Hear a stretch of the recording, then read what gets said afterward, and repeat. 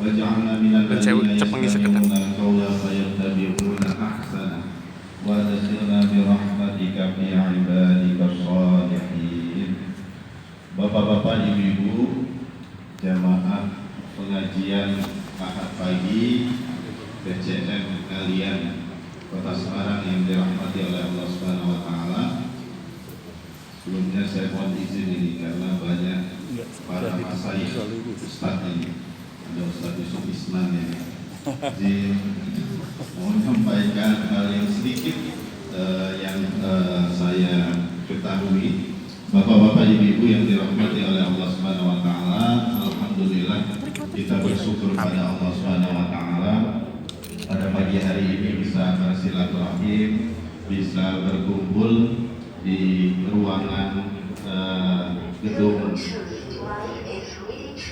ITESA ini, ya. Alhamdulillah ini membludak, jamaahnya penuh, ya. Apa karena ruangannya yang kecil?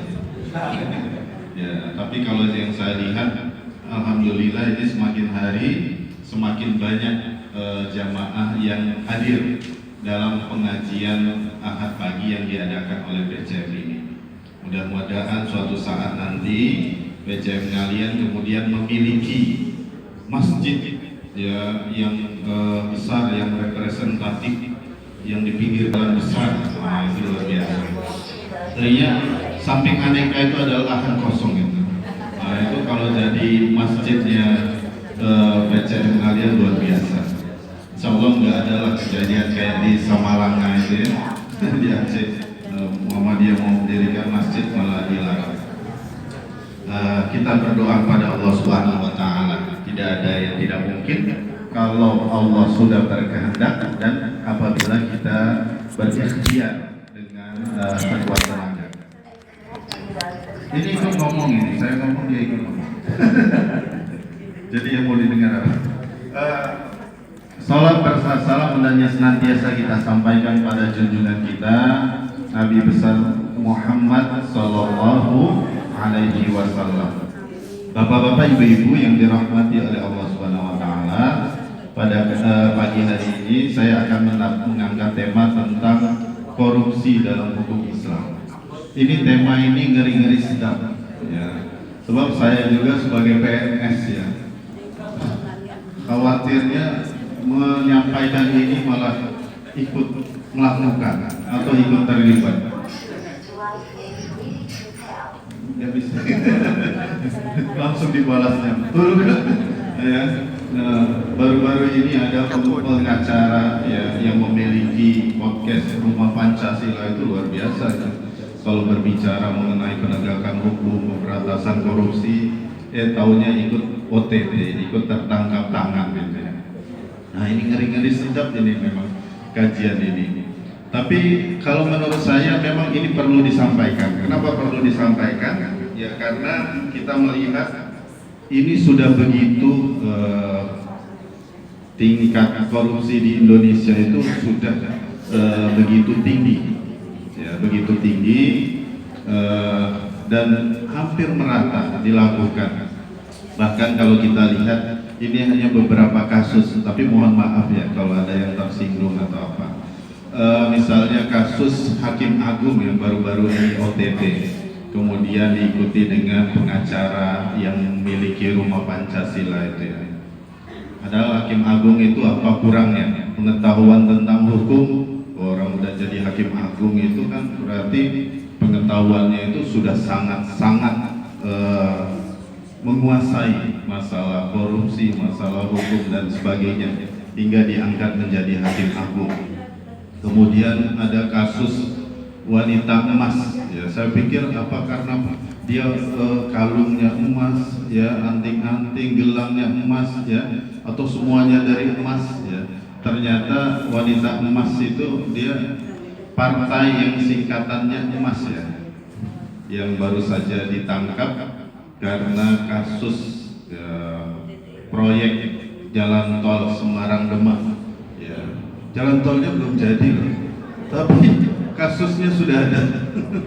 Padahal jalan tolnya belum diresmikan, kita juga belum sempat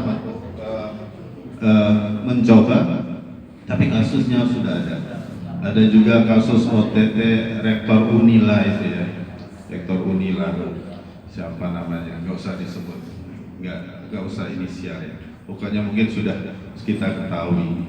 Ada juga kasus dosen UIN, ya. UIN itu banyak, bukan hanya UIN Warisono ya. Kalau ditanya, itu nggak perlu lah. Kita lihat orang-orang yang berpendidikan, bahkan mungkin dari segi tingkat pemahaman agamanya sudah demikian baik, sudah demikian tinggi. Akan tetapi, mengapa kemudian juga ikut melakukan perbuatan korupsi? Bahkan perbuatan korupsi itu kalau kita lihat sekarang ini, wah, segala macam ya. Ada korupsi dana bansos, korupsi percetakan Al-Quran, ya, hal-hal yang sebenarnya itu suatu yang sakral mungkin, ya, itu pun tidak luput dari korupsi. Di Palembang itu ada korupsi pembangunan masjid apa ya? Masjid Agung, akan menjadi masjid yang besar. Ya, ternyata karena korupsi, ya, pembangunannya baru pancang-pancang itu saja. Ya, karena dananya sudah keburu habis di korupsi. Padahal itu untuk pembangunan masjid raya seperti itu ya. Ada juga. Jadi kalau kita lihat terhadap hal yang sakral pun, ya, itu terjadi perilaku korupsi tersebut. Bapak-bapak, ibu-ibu yang dirahmati oleh Allah Subhanahu wa taala, kalau kita lihat indeks persepsi korupsi Indonesia itu menempati dari berapa ini 175 negara. Itu indeks prestasinya itu 34. Jadi dari 0 sampai 100. Yang 100 itu kalau ada sampai 100 itu berarti yang top. Ya, tapi kalau 0 menurun ke bawah itu menunjukkan semakin buruk. Ya, berarti tingkat korupsinya tinggi. Kalau kita lihat kita itu 34. Kalau anak mahasiswa dikasih nilai 34, ya, itu nilainya D. Ya, nilainya D. Kalau mahasiswa, karena apa? Nggak sampai setengahnya, ya, nggak sampai setengahnya. Nah, yang kalau kita lihat, ya, Singapura itu demikian tinggi, 98 indeks prestasi, persepsi korupsinya. Kemudian negara-negara seperti Swiss, Swedia, Finlandia, Selandia Baru, Denmark, itu kan bukan negara Islam ya. Tapi indeks persepsi korupsi mereka demikian tinggi. Berarti negaranya dianggap negara yang clean, ya, negara yang cukup bersih dari perilaku korupsi. Nah, ini juga menjadi pertanyaan kita. Kenapa negara-negara yang non atau yang bukan negara-negara Islam atau mayoritas masyarakatnya bukan masyarakat Muslim itu tingkat korupsinya kecil? Ya, akan tetapi, ya, negara-negara yang mayoritas negara Islam yang sering disebut sebagai negara berkembang itu ya, berkembang terus, nggak maju-maju, itu tingkat korupsinya tinggi. Tinggi, tingkat korupsinya itu demikian tinggi. Nah, ini apa masalahnya? Kalau kita lihat, yang pertama adalah permasalahan korupsi itu berarti bukan masalah agama, ya, bukan masalah agama. Buktinya mereka bukan agama Islam saja tingkat korupsinya rendah. Akan tapi mereka mampu menginternalisasi nilai-nilai agama ke dalam kehidupan bernegara. Nah, itu.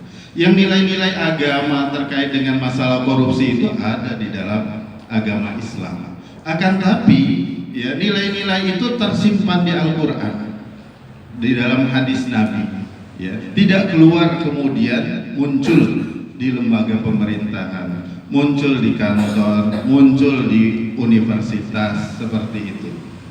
Berbeda dengan yang masyarakat non muslim ini, mereka nilai-nilai itu walaupun mungkin mereka dapatnya bukan dari agama Islam, karena masalah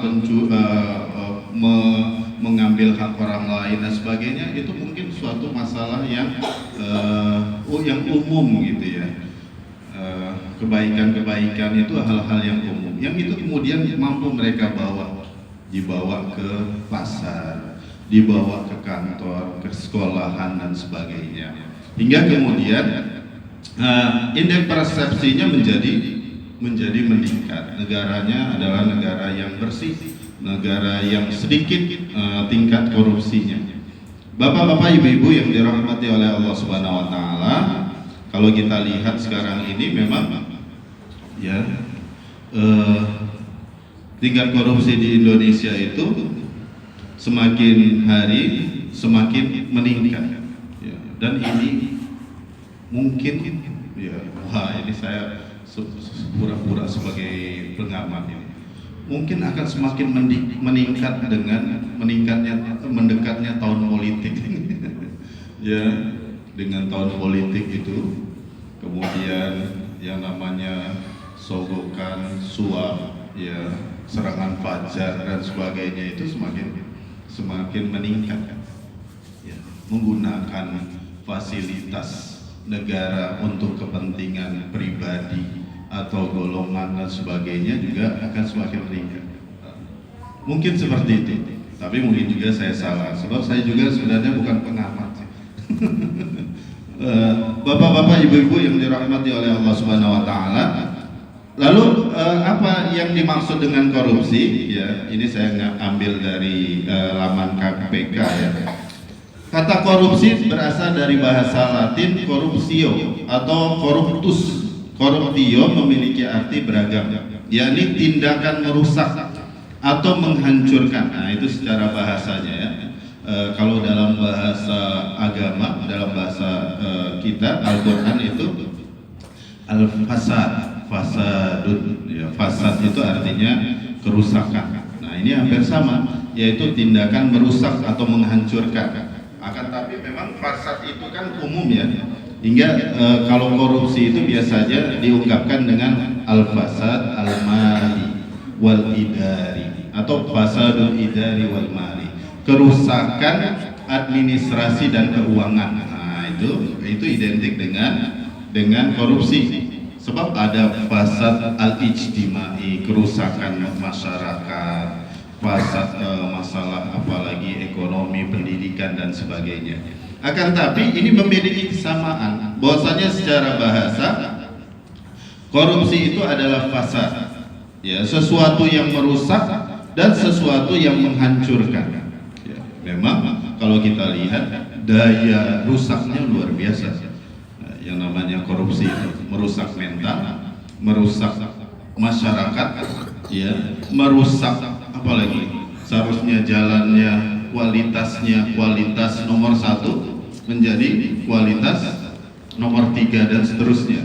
Seharusnya tebalnya segini jadi tipis saja, aspalnya tipis saja, seperti itu ya.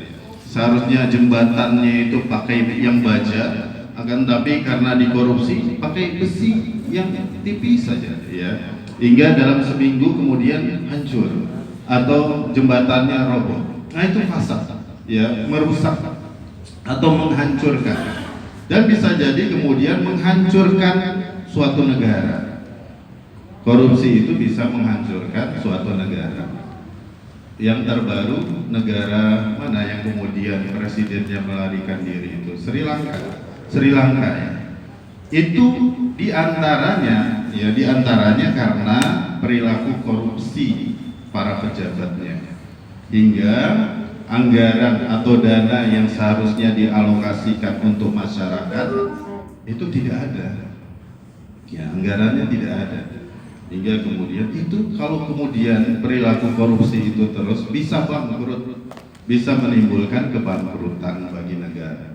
Apalagi kalau kemudian korupsi uangnya itu bukan dilarikan keluar, yang menikmati malah orang luar, dan pelakunya juga ternyata orang luar. Nah, itu lebih parah lagi. Terus kita dapat apanya? kita dapat apa? Ya paling dapat serangan fajar yang 50.000 setahun sekali itu aja. Selebihnya dapat penderitaan.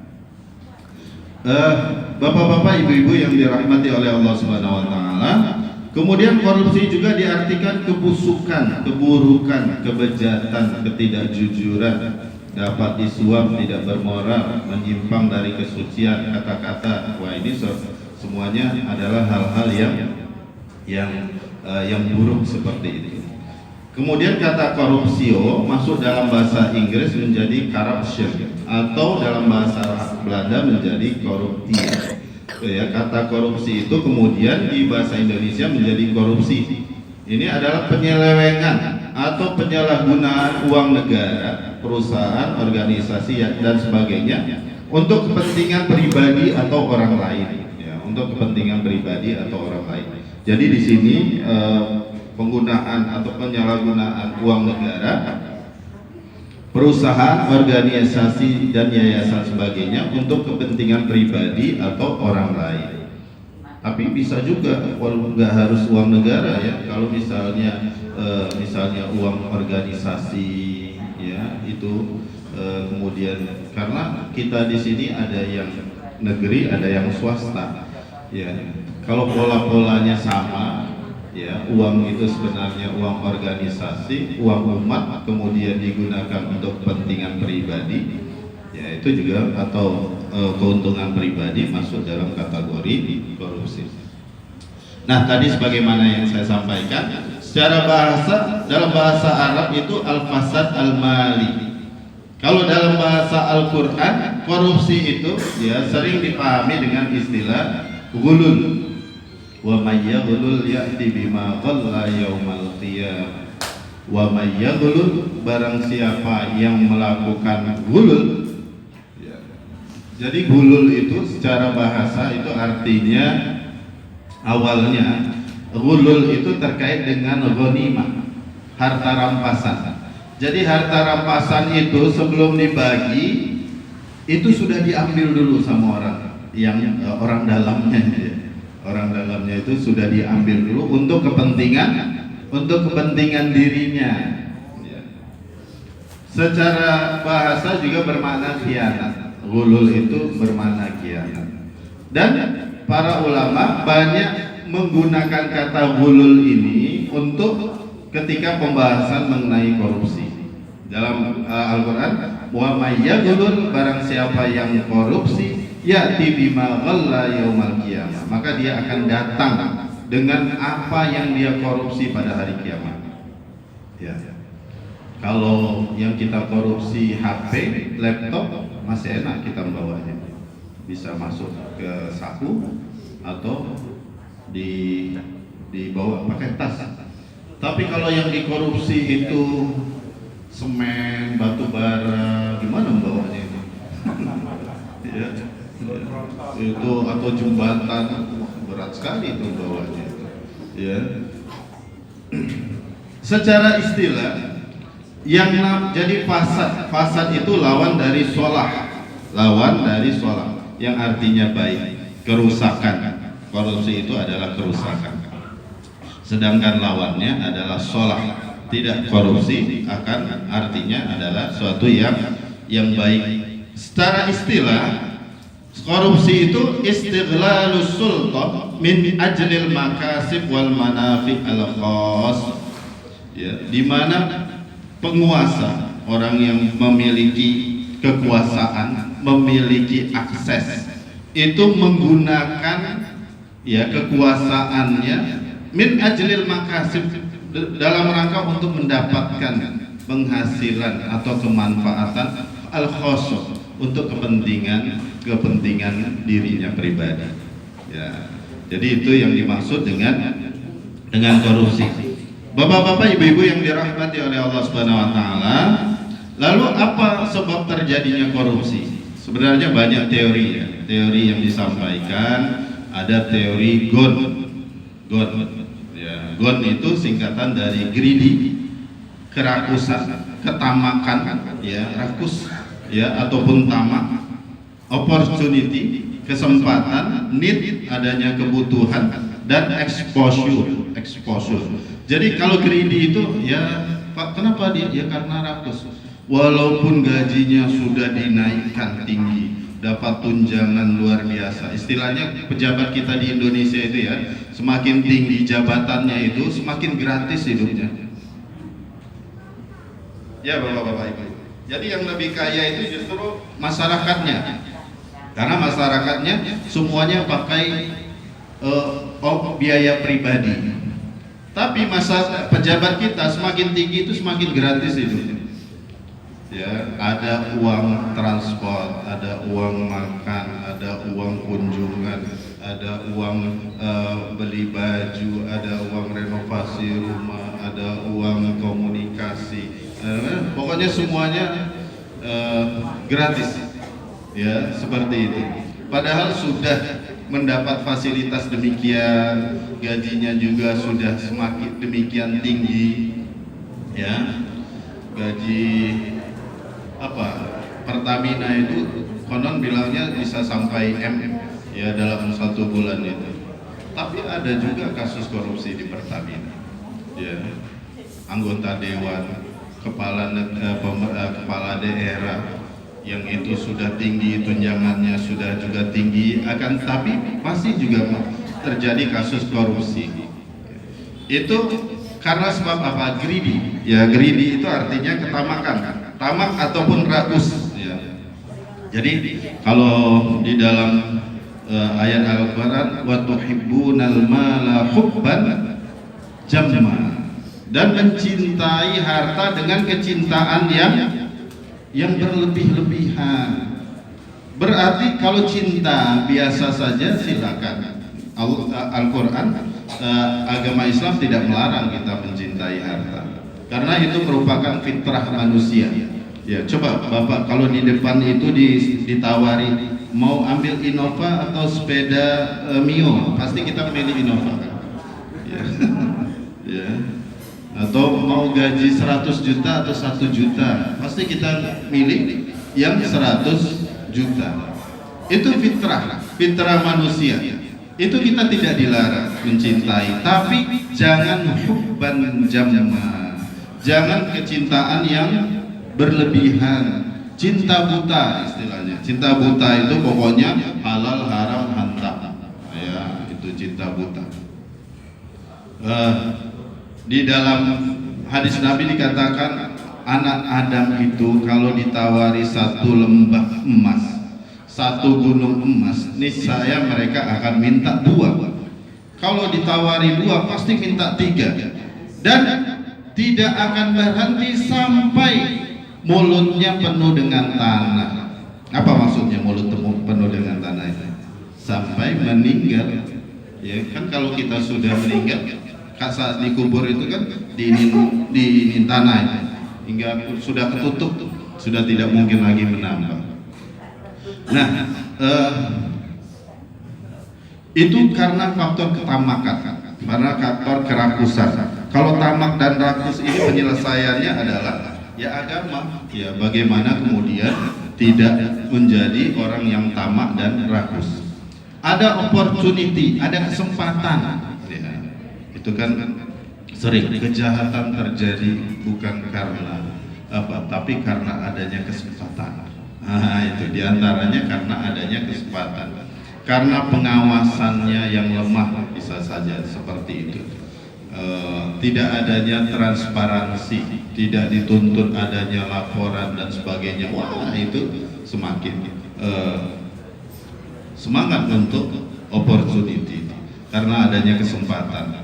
Yang ketiga, need, karena adanya kebutuhan. Nah, ini kebutuhan itu bisa kebutuhan keluarga, kebutuhan anak, hingga memang kalau di dalam ayat Al-Quran dikatakan bahwasanya sesungguhnya ya innama auladukum sesungguhnya anak-anak kamu dan istri-istri kamu adalah fitnah, adalah sebagai ujian, sebagai cobaan. Sebab bisa jadi korupsi itu terjadi karena desakan keluarga. karena tuntutan dari keluarga, ya keluarganya mungkin lihat tetangganya, wah itu tetangga kok udah ganti mobil, ya akhirnya minta bapaknya untuk, masa tetangga aja bisa kita nggak bisa, bapak kan punya jabatan, masa bapak nggak bisa usahakan, ya akhirnya kemudian melakukan perbuatan korupsi tersebut karena adanya kebutuhan. Bisa jadi seperti itu. Anaknya juga, ya, anaknya ingin beli HP, ingin beli motor, motornya juga motor yang semakin sekarang ini motor semakin lama semakin besar ya, ya semakin besar, NMAX, MMAX, apalagi itu, PCX, ya, besar motornya itu, dan tentunya harganya juga semakin mahal. Kalau kemudian dari segi gaji ini nggak mungkin ini, ya. Akhirnya bercoba untuk melakukan korupsi. Ya, ada juga karena kebutuhan, atau memang bukan karena keinginan, tapi memang karena kebutuhan untuk makan, ya, untuk beli rumah dan sebagainya. Akhirnya melakukan perbuatan korupsi. Dan yang keempat adalah exposure. Exposure itu artinya pengungkapan. Pengungkapan itu maksudnya ketika kasus tersebut terungkap, itu biasanya mendapat tanggapan positif. Ya, kalau kita lihat sekarang ini ya, ada pejabat yang tertangkap tangan, kemudian berpakaian baju warna oranye itu ya. Itu keluarnya malah dada-dada, salam-salam, ya, malah tersenyum dan sebagainya. Bahkan sekarang ini, ya, suatu yang sangat kita khawatirkan adalah ketika korupsi ini dianggap sesuatu yang biasa.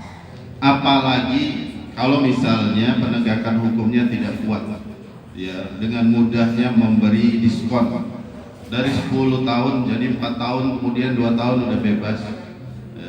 Hingga orang berpikiran, korupsi aja yang banyak, sudah itu ditahan paling cuma sebentar, itu pun juga saat di penjara bisa nyogok sipirnya, bisa tinggal di luar, ya, nanti ketika udah dapat remisi, potong tangan, potong tahanan, ya, akhirnya bisa keluar.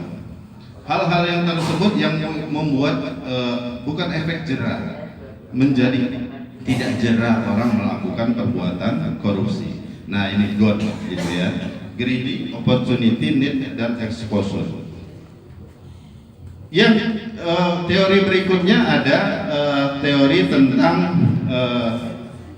piramida ya, piramida fraud itu pressure, ya, adanya tekanan. Ada orang melakukan korupsi itu karena apa? Karena adanya tekanan.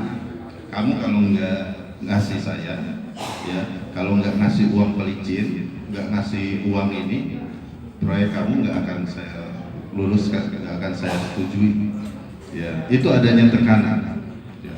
Atau bisa saja, ya, kamu kalau mau kasus kamu tidak diteruskan, kamu harus bayar, bisa jadi itu juga karena tekanan. Kalau korupsi kecil-kecilan ya mungkin di masyarakat, ya, yang dikenal dengan uang pelicin, uang administrasi, uang jalan, seperti itu ya. Nah, itu karena adanya tekanan hingga kemudian menyebabkan orang menjadi korupsi. Ada sopir di stop, ya, nggak ngasih, nggak boleh jalan, truknya ditahan dan sebagainya. Itu karena adanya tekanan-tekanan tersebut. Yang kedua, opportunity, karena adanya kesempatan. Dan yang ketiga adalah rasionalisasi. Rasionalisasi itu karena jadi mencoba untuk beralasan yang bisa diterima oleh akal, ya, hingga seakan-akan membenarkan perbuatan korupsi yang dilakukan tersebut. Misalnya, ya gimana saya nggak korupsi kan, gaji saya kecil, ya, kalau hanya mengandalkan gaji saja nggak bisa, nggak cukup saya untuk menghidupi keluarga. Nah itu rasionalisasi, ya. Jadi di mana lebih dulu otaknya, ya, daripada hatinya, untuk kemudian menerima hal-hal tersebut. Dan rasionalisasi ini yang kemudian di masyarakat itu mulai berkembang, yang rasionalisasi. Ada ungkapan, Pak, untuk cari yang haram aja susah, apalagi yang halal. Nah, misalnya seperti itu kan. Itu rasionalisasi yang dilakukan. Nah, kalau saya nggak melakukan, nanti saya nggak naik pangkat, Pak. Ya. Rasionalisasi itu yang kemudian menyebabkan terjadinya korupsi. Ada juga karena faktor internal. Nah, ini teori lain atau mungkin gabungan, ya. Ada faktor eksternal karena sosial, ya. Karena ada tuntutan sosial, tuntutan di masyarakat, atau dalam pandangan masyarakat orang sukses itu adalah orang yang berhasil memiliki banyak harta. Nah itu ya. Kalau kita mudik kemudian pulang cuman pakai motor, dengan mudik kemudian bawa mobil mewah, nah itu beda penilaian orang. Yang bawa mobil mewah itu, wah ini sukses, walaupun mungkin mobilnya itu rental. Tapi orang udah nganggap wah ini sukses daripada yang bawa motor, walaupun motornya itu motor punya pribadi, hasil sendiri. Jadi kesuksesan itu dinilai dengan indikatornya, ukurannya itu adalah ukuran materi. Ya, kesuksesan diukur dengan materi. Kalau misalnya pakaian, ya kan ada tuh di anak-anak muda, ayo hitung berapa outfit istilahnya, ya. Berapa outfit, harga outfitnya? Oh, jam 1M, baju 10 juta, celana 20 juta, kayak gitu. Jadi itu diukur dengan materi. Semakin memiliki rumah mewah dan sebagainya, wah itu semakin dihormati. Ya. Beda kalau masuk ke kantor, ya pakai mobil mewah dengan pakai motor. Ya. Satpam itu perlakuannya juga bisa beda itu. Ya, di Indonesia penilaiannya hanya berdasarkan yaitu penilaian materi. Jadi perlakuannya seharusnya tidak boleh seperti itu.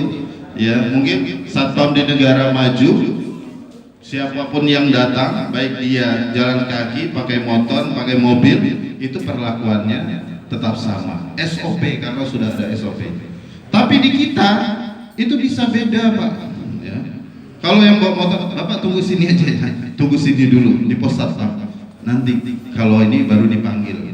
Tapi kalau yang bawa mobil mewah langsung disuruh ke depan, langsung masuk ke kantor.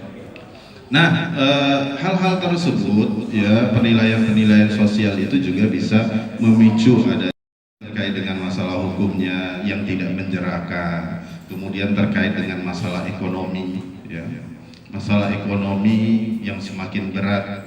Bisa jadi pegawai itu ada juga yang memang gajinya naik-naik terus, tapi ada yang nggak naik-naik itu, ya ASN misalnya gajinya kecil, itu bisa juga menimbulkan peluang untuk terjadinya korupsi. Begitu juga organisasi, ya bagaimana organisasi kemudian menyebabkan terjadinya korupsi. Sekarang ini ormas, ya mungkin bahkan Muhammadiyah itu sudah mulai dilibatkan untuk mengelola ya dana-dana negara ini. Itu kalau misalnya kita tidak teliti, tidak transparan, tidak akuntabel, bisa saja kemudian kita menjadi pelaku daripada korupsi. Ya. Suruh mengelola tanah negara di mana, terus dapat hibah ini, hibah itu, nggak pintar kita, tidak tahu administrasinya, ya bisa jadi korban. Dan hal yang jelek lagi adalah ketika ormas sudah dilibatkan, mendapatkan hibah dan sebagainya, itu daya kritisnya menjadi mulai berkurang. Nggak mungkin kemudian dengan lantang berteriak anti korupsi, loh kamu juga kok. Seperti itu ya. Apalagi kalau kemudian tokoh agama, tokoh masyarakat, Pak, itu kalau juga dilibatkan, nggak mungkin kemudian untuk berteriak lantang. Mungkin yang teriak lantangnya ya tentang ayo sholat, ya ayo zakat, ayo puasanya. Akhirnya karena apa? Karena masalah korupsi itu menjadi, saya gimana ya, teman saya yang ini nggak enak saya ini mungkin menyampaikan ini masih ini ya karena belum ini ya. Kalau misalnya terjadi mungkin nggak berani juga ngangkat masalah korupsi lagi ini. Nah ini jadi pembahasan terkait dengan masalah organisasi dan sebagainya. Bapak-bapak, ibu-ibu yang dirahmati oleh Allah Subhanahu wa taala, lalu bagaimana solusi Islam dalam memberantas korupsi? Ya, tentunya agama kita adalah agama yang komprehensif, agama yang memiliki nilai-nilai yang syumul, yang mencakup segala hal. Islam itu bukan hanya aturan terkait dengan masalah ibadah mahdoh saja, ya, bukan hanya membahas masalah sholat, zakat, puasa, haji saja, tapi Islam juga mengatur masalah hubungan kita dengan sesama manusia, ya, dalam berpolitik, dalam bernegara dan sebagainya. Akan tapi memang terkadang nilai-nilai yang ajaran-ajaran Islam itu yang kemudian belum bisa ditarik ke bidang-bidang tersebut. Padahal sebenarnya banyak. Bagaimana solusi dalam memberantas korupsi? Yang pertama adalah menanamkan nilai-nilai anti korupsi. Yang itu tentunya sudah ada di dalam ajaran Islam, tentang kejujuran, tentang amanah, adil, ya, menjauhi kezaliman. Kemudian tentang pengawasan, bahwasanya Allah Subhanahu wa taala senantiasa mengawasi kita, tentang hidup sederhana, ya, larangan memakan harta orang lain dengan batil, perintah mengkonsumsi yang halal, tentang adanya hisab, adanya perhitungan, adanya pembalasan. Nah itu kan nilai-nilai yang harusnya kita pedomani agar apa? Agar memunculkan sikap anti terhadap korupsi. Bapak-bapak, ibu-ibu yang dirahmati oleh Allah Subhanahu wa taala, kalau kita sedikit menjelaskan, ya, poin-poin ini, ya. Yang pertama terkait dengan kejujuran. Karena ini yang kemudian bisa mendorong kita untuk tidak melakukan perbuatan-perbuatan korupsi, ya. Bahwasanya kejujuran itu mendatangkan kebaikan. Dalam hadis Nabi dikatakan alaikum bisidqi fa inna sidqa yahdi ilal birri wa innal birra yahdi ilal jannah. Hendaknya kamu, bukan hendaknya, alaikum itu menunjukkan keharusan, ya, keharusan.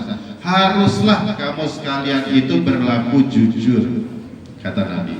Fa innal sidqa yahdi ilal birri, karena kejujuran itu akan mendatangkan kepada, mengantarkan kepada kebaikan, ya. Wa innal birra, dan kebaikan-kebaikan itu akan mengantarkan ke yahdi ilal jannah, mengantarkan ke surga.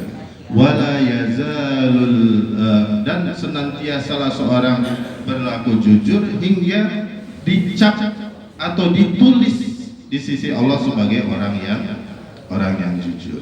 Jadi kalau di dalam hadis Nabi itu, bahwasanya kejujuran itu mendatangkan kebaikan. Mungkin bapak-bapak, ibu-ibu dalam praktek sudah pernah memiliki pengalaman, ya, pengalaman bapak-bapak, ibu-ibu, bagaimana kalau kemudian berperilaku jujur ternyata mendatangkan kebaikan bagi kita. Kemudian kejujuran itu mendatangkan ketenangan, karena di dalam yang di dalam hadis Nabi dikatakan dosa itu sesuatu yang membuat hatimu tidak tenang, ya. Sedangkan kejujuran itu akan mendatangkan ketenangan, ya. Karena kalau kita melakukan dosa, ciri kalau perbuatan itu nggak baik itu, ya, itu adalah kita takut, khawatir kalau diketahui oleh orang lain, ya. Khawatir kalau diketahui oleh orang lain. Tapi kalau ada orang udah terang-terangan melakukan itu, wah, berarti hatinya udah hilang. Ya, terlalu khawatir. Aduh, jangan-jangan nanti kasus saya ada yang angkat, jangan-jangan nanti diketahui, nanti ketahuan dan sebagainya. Itu yang menimbulkan ketidaktenangan. Ya. Dan itu bikin cepat kurus ya. Kalau mau diet cepat itu kayak gitu. Ya. Karena apa? Kurusnya bukan karena kurang makan, karena kepikiran terus. Ya. Suatu yang bisa mendatangkan ketidaktenangan. Kemudian kejujuran itu mendatangkan keberkahan. Ya, kejujuran itu mendatangkan keberkahan. Di dalam hadis Nabi dikatakan al-bai'ani bil khiyar ma lam yatafarraq. Dua orang yang melakukan transaksi jual beli itu mereka memiliki hak khiyar, hak untuk melanjutkan atau tidak melanjutkan transaksi malam yatafarraq, selama mereka belum berpisah, masih di majlis di tempat itu. Fa in sadaqa, ya, fa in sadaqa wa bayyana saduqa, jika keduanya itu jujur, wa bayyana, dan saling menjelaskan, maksudnya ini barangnya, kekurangannya itu di sini. Barang ini memang mobil saya ini pernah nabrak bagian depan. Ini memang ada bekas cat sedikit-sedikit. Nah, itu kemudian kita jelaskan. Fa in sadaqa wa bayyana burik lahum. Maka jika keduanya jujur dan saling menjelaskan, maka akan diberkahi. Nah, itu berarti kejujuran itu akan mendatangkan keberkahan. Yang namanya berkah itu jundun min junudillah. Kata ulama, keberkahan itu adalah tentaranya Allah. Jika menempel di harta, maka harta itu akan bertambah. Jika menempel di perbuatan itu akan menghasilkan perbuatan yang produktif. Jika menempel di badan akan sehat. Jika menempel di anak kita akan menjadi anak yang soleh. Jadi keberkahan itu tidak melulu materi. Bisa saja keberkahan yang kita dapatkan karena kejujuran tersebut adalah hal-hal tersebut. Kemudian kejujuran mendatangkan bantuan dan ampunan dari Allah Subhanahu wa taala. Karena di dalam ayat Al-Qur'an dikatakan ya ayyuhallazina amanu taqullaha wa qulu qaulan sadida. Wahai orang-orang yang beriman, bertakwalah kamu kepada Allah Subhanahu wa taala, wa qulu, dan katakanlah olehmu qaulan sadida, dengan perkataan yang benar, perkataan yang jujur. Selanjutnya apa? Yuslih lakum a'malakum. Allah akan memperbaiki amal perbuatan kamu sekalian. Ya, yuslih lakum a'malakum, memperbaiki urusan kamu sekalian. Kalau ada masalah dipermudah oleh Allah Subhanahu wa taala, akan diselesaikan, ya, akan dibantu, diberikan jalan dan sebagainya. Wa yaghfir lakum dzunubakum, dan diampuni dosa kamu sekalian. Karena sebab apa? Karena sebab qaulan sadida, karena sebab perkataan yang benar tersebut. Kemudian jujur itu merupakan sifatnya Allah, para nabi dan orang-orang soleh. Wa man ahsanu minallahi qila, ya, wa man asdaqu. Siapa yang paling benar perkataannya selain Allah Subhanahu wa taala? Nabi juga Al-Amin, ya, dikenal dengan Al-Amin, ya. Kemudian orang-orang orang-orang yang jujur itu akan ketika di surga itu akan ditempatkan bersama orang-orang yang soleh, suhada, nabiyina wa suhada wa sholihin wa hasuna ulaika rafiqa. Nah, itu. Jadi hal-hal tersebut yang hendaknya menjadi panduan bagi kita untuk memotivasi agar kemudian kita tidak melakukan perbuatan koruptif. Selanjutnya amanah, ya. Amanah itu mendatangkan kemenangan. Karena di dalam surat Al-Mu'minun, qad aflahal mu'minun, gitu ya. Sungguh telah menang orang, atau beruntung orang-orang yang mukmin itu apa di dua ayat terakhir dari awal itu, wallazina hum li amanatihim wa ahdihim ra'un, yaitu orang-orang yang terhadap amanah dan janji-janji mereka perhatian, mereka menepati ya.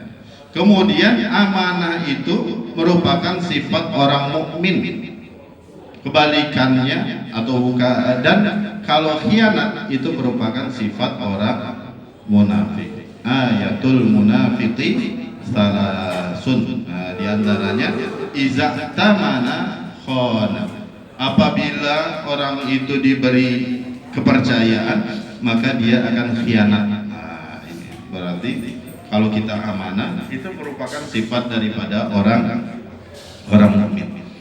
Kemudian bapak-bapak, ibu-ibu yang dirahmati oleh Allah Subhanahu wa taala, adil ya, karena Allah mencintai orang yang berbuat adil. Karena Allah mencintai orang yang berbuat adil. Wa aqsitu ya, di dalam surat Al-Hujurat, wa aqsitu innallaha yuhibbul muqsitin, dan berlaku adillah kamu sekalian, sesungguhnya Allah Subhanahu wa taala mencintai orang yang berlaku adil. Ya, ini juga ada hadis Nabi Muhammad SAW bahwasanya ketika kita berlaku adil itu akan mengantarkan kita ke surga. Di antara penghuni surga ialah 3 orang. Seorang penguasa yang adil, ahli sedekah, dan mendapat bimbingan dari Allah Subhanahu wa taala. Ya. Kemudian adil itu kan lawannya zolim ya. Kalau adil itu kita memberikan sesuai haknya,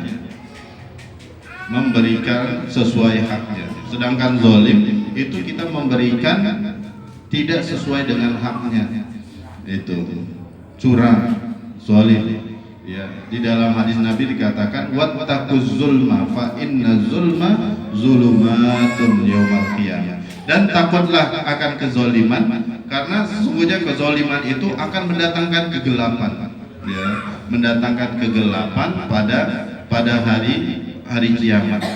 Nah, seperti itu.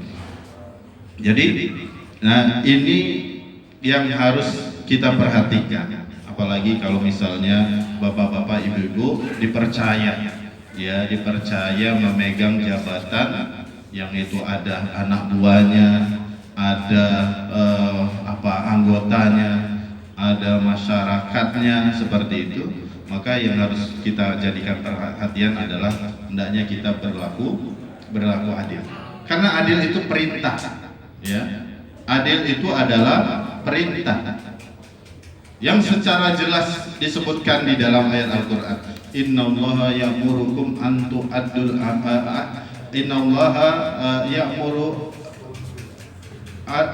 ya'murukum bil adli wal ihsan ya. Innallaha ya'murukum bil adli wal ihsan. Allah memerintahkan. Nah, itu ya. Karena itu perintah. Jadi perintah itu kan biasanya disampaikan dalam bentuk kata perintah. Kerjakan atau apa. Tapi ini secara jelas disebutkan Allah memerintahkan ya'murukum bil adli, dengan untuk berlaku adil dan ihsan.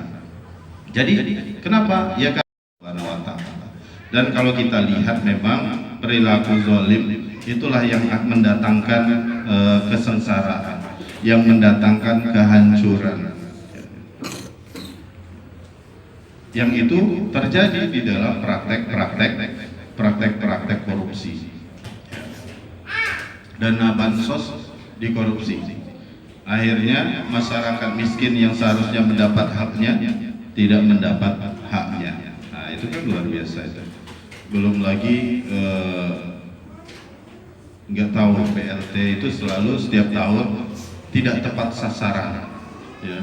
Tapi kok berulang-ulang tidak tepat sasaran. Ya, BLT seperti itu. Ternyata penyalurannya tidak merata atau tidak berbasis data dan sebagainya. Nah, itu hati-hati karena bisa jadi nanti kita akan dituntut pada hari kiamat.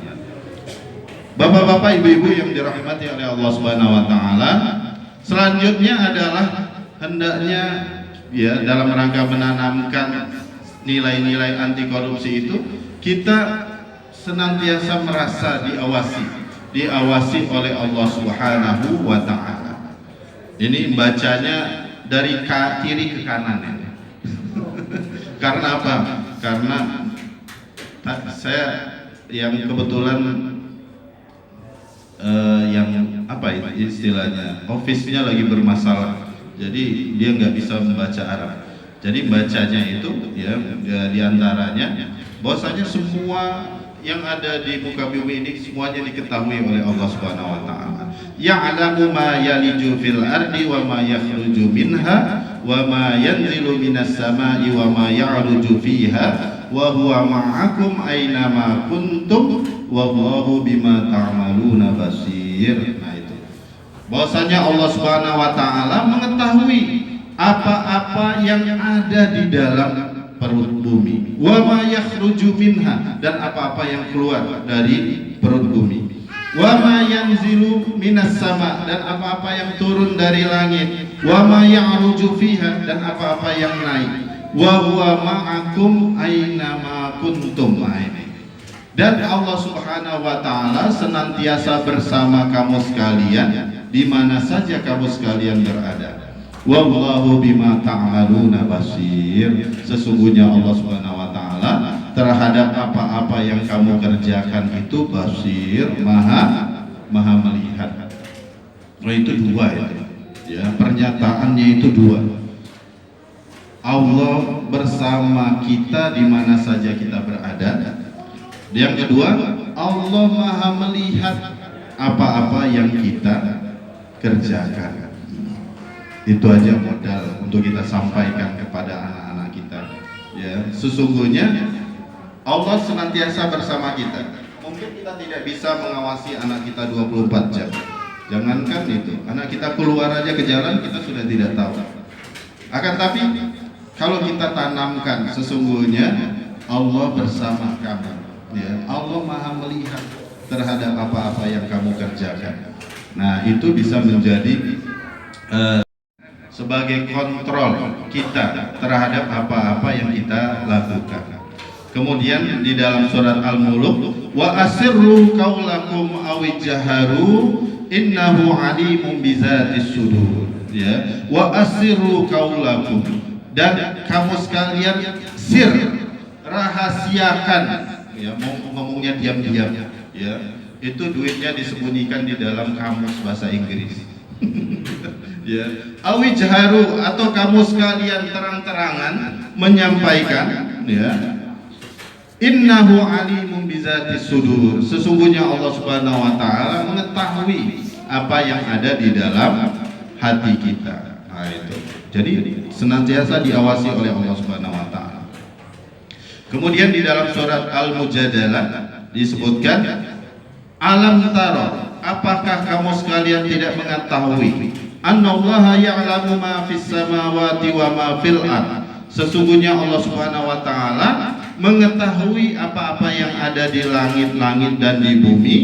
Ma yakunu min najwa, tidak adalah dari orang yang berbisik-bisik salasatin illa huwa rabi'uhum. Jadi yang ketiga orang, yang keempat itu adalah Allah Subhanahu wa taala. Ya. Wala khamsatin, dan tidak juga 5 orang ya yang bercakap-cakap atau berbisik-bisik illa wa huwa sadisuhum, dan Allah yang keenamnya. Wala adna min zalik, dan lebih sedikit dari itu atau lebih banyak, illa huwa ma'ahum aina ma kan. Sesungguhnya Allah Subhanahu wa taala bersama mereka di mana saja mereka berada. Ya, summa yunabbi'uhum bima 'amilu.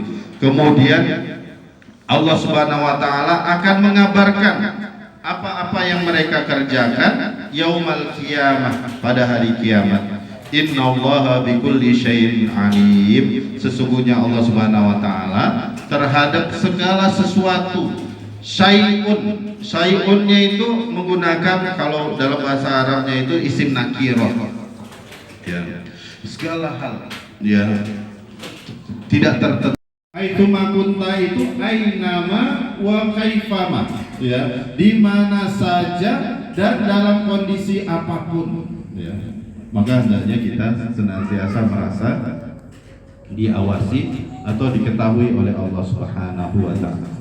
Bapak-bapak, ibu-ibu yang dirahmati oleh Allah Subhanahu wa taala, hal yang berikutnya adalah hidup sederhana. Ya. Hidup sederhana ini sekarang ini kayaknya suatu ide yang tidak menarik. Ya, di tengah orang berlomba-lomba untuk menunjukkan kemewahan.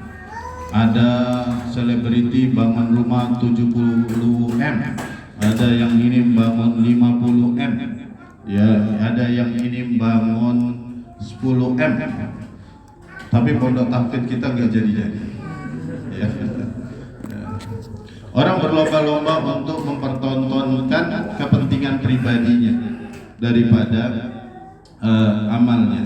Jadi kalau misalnya kita hidup sesuai kebutuhan, itu tidak banyak, ya, biayanya tidak banyak. Rumah cukup satu, cukup. Kendaraan satu cukup, ya. Dua lah, nggak apa-apa, ya. Kemudian pakaian kayaknya ganti setengah tahun sekali sudah cukup, ya. Kalau kita hidup berdasarkan kebutuhan. Akan tapi kalau kita hidup berdasarkan keinginan, itu nggak cukup, ya. Mau gajinya 5 juta, 10 juta, sebab kalau gajinya 3 juta, kemudian kreditnya motor, ya. 10 juta naik lagi mobil, 20 juta mobilnya yang lebih bagus lagi, terus. Kalau berdasarkan keinginan itu tidak cukup, ya. Hingga kalau kita lihat, ya, kenapa terjadi perilaku orang kemudian melakukan korupsi? Karena dia memperturutkan keinginan. Padahal yang namanya keinginan itu nggak ada batas, ya. Keinginannya itu tidak ada batasnya. Bagaikan kita minum air laut, semakin kita minum itu kita semakin haus, ya, semakin ingin terus menambah. Kalau kita lihat apa yang dilakukan oleh Nabi Muhammad SAW dan Khulafaur Rasyidin, itu mereka atau beliau-beliau itu bukanlah orang miskin, ya. Nabi itu ketika menikah itu maharnya itu berapa? 20 ekor 40 apa ya? 20. Saya lupa. 20 apa 40? Mana lazismu ini? Ya. 40 ekor onta kalau nggak salah saya. 40 apa ya? 40 ya? 40 ekor onta. Onta itu kalau sekarang sapi aja di kita itu sekitar 20. Ya tergantung sapinya. Kalau sapi limosin mungkin lebih mahal, ya. Anggaplah ontanya 30 juta. 30 kali 40 berapa itu? 1 M, ya. Mahar yang diberikan Nabi ketika menikah dengan Siti Aisyah itu 1 M, ya. Padahal dulu, ya. Tapi saya kalau ditanya memang dulu berapa saya juga nggak tahu. Tapi itu menunjukkan besar, ya. Dan beliau juga ketika meninggal, wafat, itu memiliki kebun yang kemudian 7 kebun yang diwakafkan, ya. Ada kebunnya diwakafkan, walaupun itu hadiah dari Mukhairi. Ketika membangun Masjid Nabawi itu beliau beli itu tanahnya, bukan kemudian dikasih, tidak, beliau beli. Akan tapi kita lihat bagaimana hidup beliau, ya. Mungkin gampangnya bapak-bapak, ibu-ibu yang sudah pernah berangkat haji sempat mengunjungi Masjid Nabawi, sempat di Raudhah, ya kan? Nah, itu kan antara mimbar dengan kuburan beliau, itulah rumahnya beliau, ya. Rumahnya mungkin lebih besar ini kayaknya. Itulah rumah beliau. Itu menunjukkan bahwasanya beliau menerapkan hidup sederhana. Bagaimana ketika pernah sahabat Abu Bakar Umar itu ketika mendatangi Nabi, beliau menangis ya melihat kenapa Nabi itu ketika bangun ya badan apa ininya pipinya itu bekas kurma, pelepah kurma. Karena apa? Tidurnya itu beralaskan pelepah kurma. Saya tidak mengajak kemudian bapak-bapak habis ini beli pelepah kurma, ya rumahnya diganti-ganti semua gitu ya. Ya. Maksudnya adalah kita hidup itu dengan yang wajar, tidak kemudian memaksakan diri hingga sampai melakukan perbuatan-perbuatan yang dilarang. Kalau kita lihat ya Abu Bakar As-Siddiq itu juga ketika beliau baru masuk Islam itu adalah seorang pengusaha, uangnya banyak, akan tapi uangnya kemudian digunakan untuk dakwah Nabi Muhammad SAW. Umar bin Khattab ketika meninggal itu meninggalkan aset properti yang demikian banyak. Ya. Padahal Umar bin Khattab itu pernah suatu ketika beliau mau khutbah itu terlambat. Kenapa terlambat? Karena beliau harus menambal bajunya terlebih dahulu. Ya.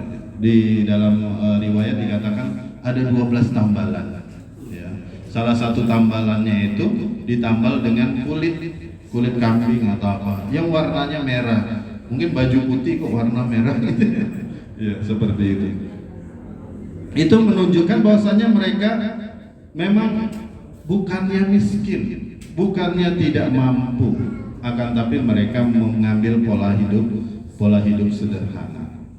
Ya, karena kesederhanaan itu mendekatkan kita, ya, mengasah hati, udah mau habis ya, mengasah hati pikiran kita, menumbuhkan rasa empati, ya, solidaritas sosial.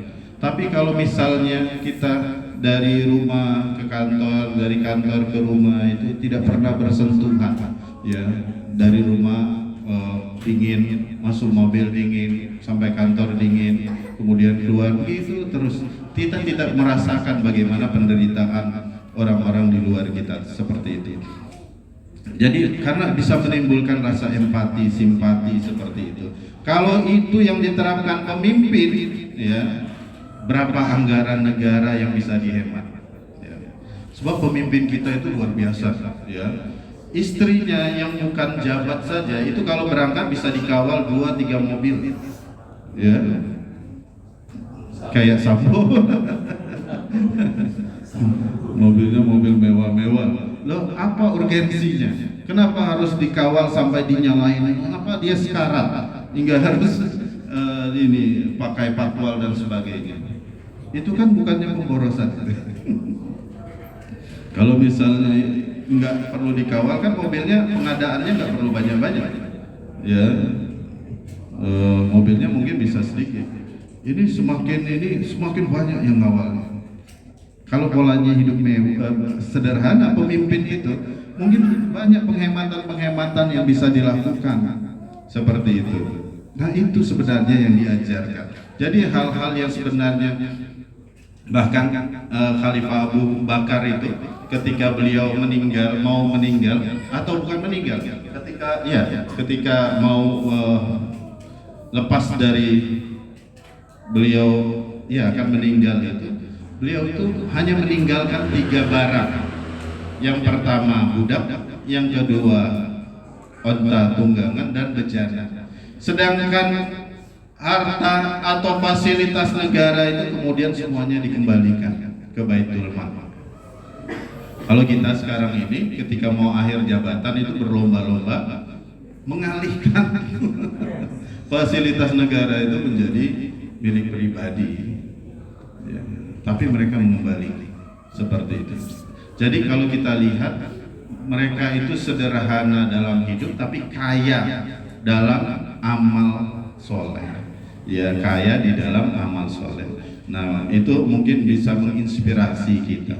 Sebab kalau banyak uang, banyak harta itu ternyata juga repot, ya. Punya tanah, punya sertifikat 10, Berarti setiap tahun bayar pajaknya 10 itu. Punya mobil 10. Berarti setiap tahun itu perpanjang pajaknya 10 itu. Ya, itu kan repot tuh. Belum lagi naroknya, belum lagi nyucinya. Ya, masa mencuci sendiri. Kalau udah 10 itu ya udah ada yang ngurus. Akan tapi nanti hitung-hitungannya dengan malaikat juga lebih lama daripada yang miskin yang nggak memiliki harta yang banyak. Ya, jadi istilahnya kalau ditanya malaikat itu lebih lama. Karena apa? Karena hartanya lebih banyak. Tapi kalau yang hartanya sedikit itu nggak lama-lama itu.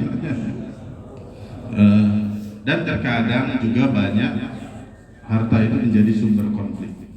Ya, ketika yang memiliki orang tuanya sudah meninggal, tidak memberikan pendidikan agama yang baik bagi anaknya, hingga harta tersebut bisa jadi menjadi sumber konflik.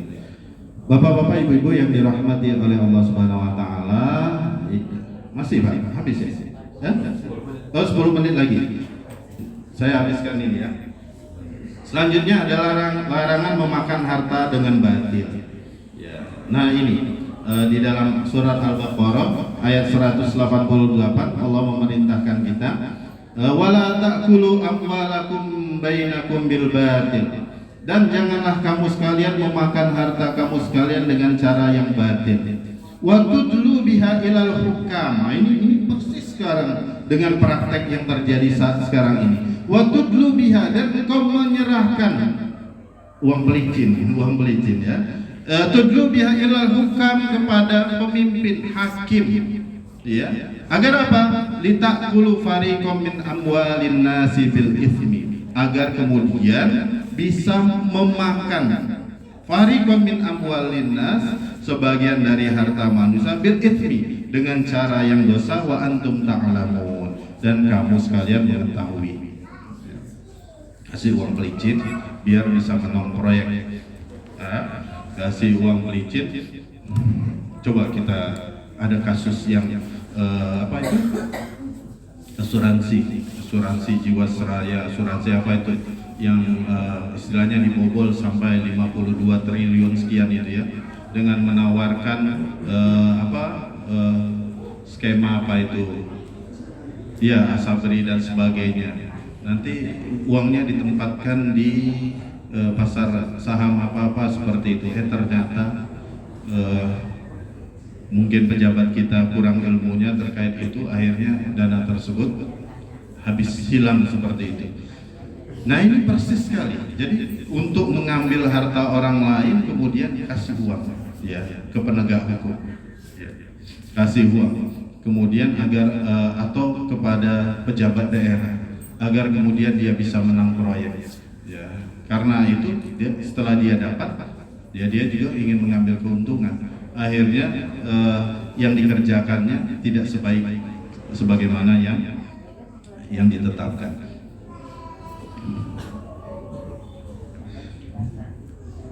Kemudian di dalam hadis Nabi dikatakan manik tatoa malimri'in muslim, barang siapa yang memotong harta seorang muslim bighairi haqqin, bukan haknya, ya, laqiyallahu azza wa jalla wa huwa alaihi ghadban, maka nanti ketika bertemu Allah Subhanahu wa taala pada hari kiamat itu Allah akan menemuinya bukan dalam keadaan tersenyum bahagia, akan tapi wa huwa alaihi ghadban, Allah Subhanahu wa taala dalam keadaan marah, ya. Karena apa? Karena orang tersebut memakan harta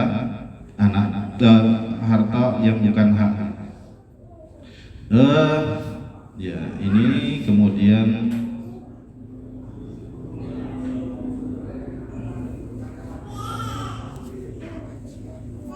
ya ini Quraisy Shihab ya.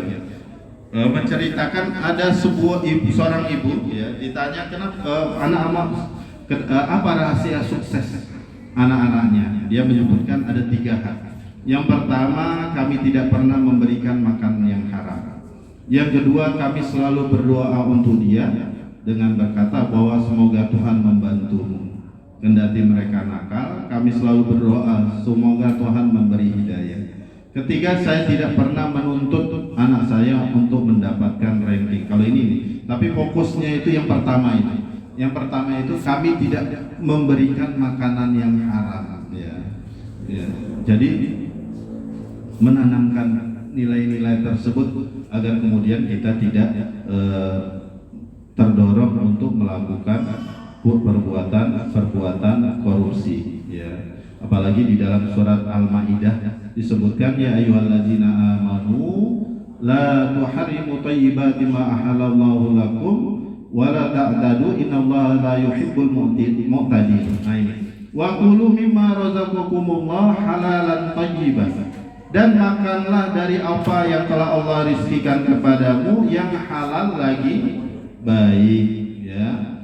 Wattaqullah allazi antum bihi mu'minun, dan bertakwalah kepada Allah yang kamu sekalian beriman kepadanya. Kemudian bapak-bapak, ibu-ibu, perlu juga kita jadikan pedoman bahwasanya makanan yang halal itu yang menyebabkan diterimanya doa kita. Karena di dalam hadis Nabi dikatakan, ya, di sini disampaikan dari Sa'ad bin Abi Waqqas radhiyallahu anhu, qala, ia berkata, ya Rasulullah, wahai Rasulullah, ud'ullaha ayyaj'alani mustajabud da'wah. Ya Rasulullah, tolong doakan aku atau doakan agar Allah menjadikan aku atau doa-doaku itu mustajab. Kemudian Nabi berkata, ya Sa'ad, wahai Sa'ad, atib mat'amaka, perbaikilah makananmu. Maksudnya perbaiki itu, makanan itu didapat dengan cara yang halal, makanannya juga makanan yang halal, ya. Atib mat'amaka takun mustajabud da'wah, ya, maka niscaya doamu akan mustajab. Wallazi nafsu Muhammad biyadi, dan demi zat Muhammad di tangannya, innal abda, sesungguhnya seorang hamba, la yakzifa luqmatal haram, seandainya dia melontarkan, memasukkan, ya, apa ini istilahnya, suapan yang haram fi jawfihi, di tenggorokannya, ma yutaqabbalu minhu amala arba'ina yawman, maka tidak akan diterima amal ibadahnya selama 40 hari. Nah ini 40 hari. Wa ayyuma abdin, dan siapapun seorang hamba, nabata lahmahu min suhtin, yang tumbuh daging di tubuhnya dari hasil yang haram, fannaru aulabi, maka sesungguhnya neraka itu lebih baik baginya. Ya. Jadi bahwasanya makanan yang haram yang itu menyebabkan doa kita tidak diterima oleh Allah Subhanahu wa taala. Dan yang terakhir adalah bahwasanya kita menanamkan segala perbuatan kita itu nanti pasti akan dihisab dan akan dimintai pertanggungjawaban oleh Allah Subhanahu wa taala. Ya. Di sini dalam surat Al-Mutaffifin, wailul lil mutaffifin, celakalah orang yang mengurangi timbangan. Allazi izaqtalu 'alan nasi yastawfun, yang apabila mereka meminta, ya, kalau minta orang lain, yastawfun, mereka minta dipenuhi hanya. Wa izakaluhum aw wazanuhum yukhsirun, akan tapi jika mereka yang menimbang, mereka mengurangi. Ala yazunnu annahum mab'utsun, apakah mereka tidak mengira, ya, tidak menyangka bahwasanya mereka itu nanti itu akan dibangkitkan oleh Allah Subhanahu wa taala di yaumin adzim, pada hari yang besar, yauma yaqumun nasu li rabbil alamin, di mana hari semua manusia berdiri mempertanggungjawabkan apa yang dilakukannya kepada Tuhan semesta alam, ya.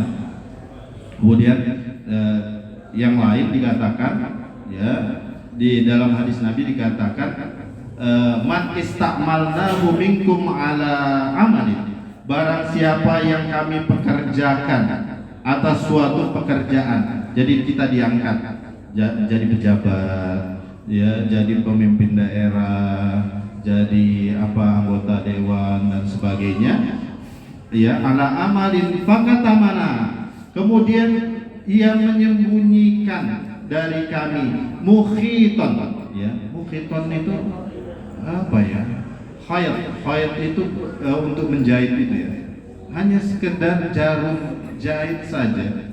Fama itu kan yang paling kecil, ya, maksudnya hal yang kecil saja. Fama fauqahu, ataupun yang lebih di atasnya, ya, kana ghalulan. Nah, itu adalah sudah dianggap sebagai korupsi.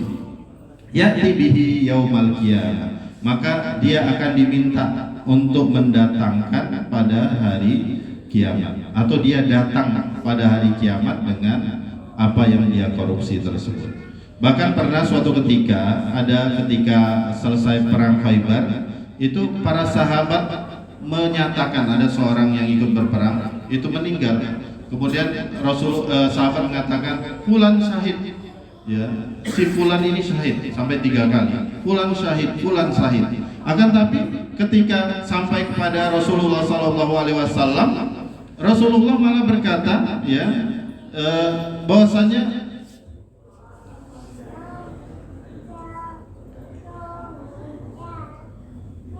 kalla, tidak, ya, inni ra'aituhu finnar, aku melihatnya justru di neraka, ya, bukan di surga.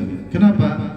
Inni ra'aituhu finnari fi burdatin ghallaha aw abawatin, aku melihatnya di neraka tengah memakai jubah yang dikorupsinya, ya.